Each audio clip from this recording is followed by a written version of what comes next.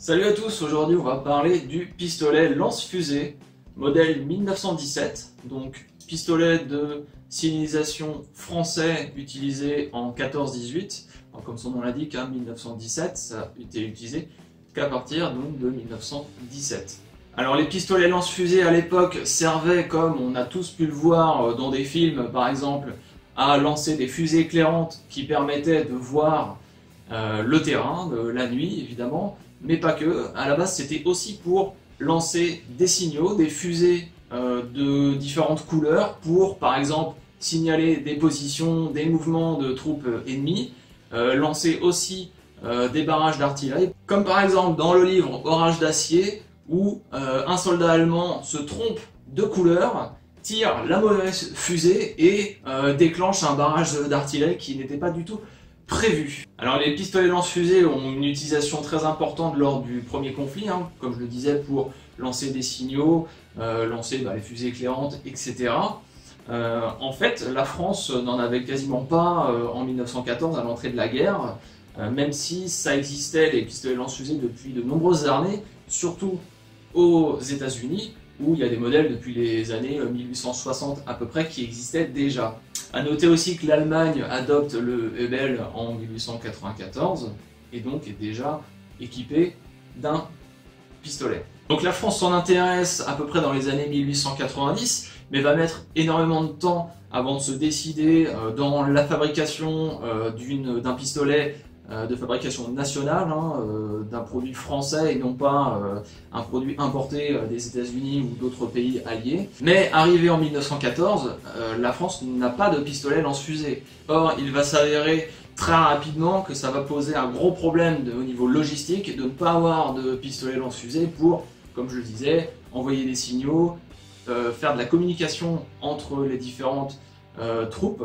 Et en fait, il était utilisé à l'époque des piquets et des fusées qui étaient disposées comme ça sur piquets plantés directement dans le sol. Or, ces fusées étaient soumises aux intempéries et donc ça a posé problème très rapidement.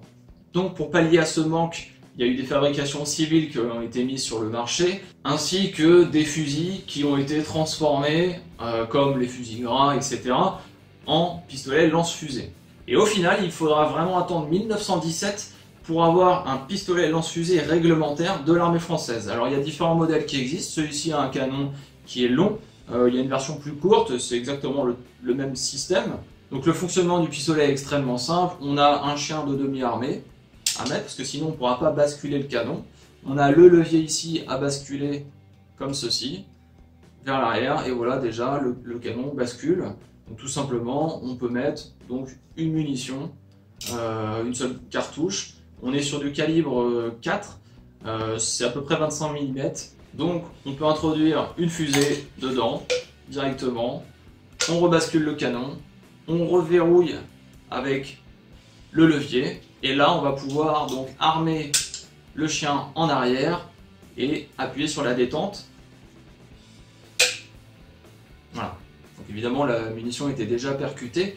Alors la détente est vraiment très petite et très difficile à utiliser.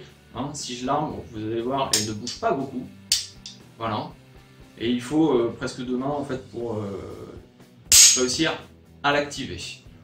On peut noter aussi que la poignée quand même est pas très ergonomique. Alors les cartouches, c'est simplement des fusées que l'on trouve dans le commerce, puisque les fusées éclairantes qui sont vendues aujourd'hui sont toujours dans le même calibre, en calibre 4. Donc vous pouvez, si vous avez un lance-fusée, vous pouvez tout à fait tester avec des fusées du commerce. Donc moi personnellement je les ai achetées chez Easy-Store, c'est pas pour leur faire de la publicité, mais c'est les moins chers que j'ai trouvé sur le marché. Donc ils disposent de fusées rouges et de fusées vertes.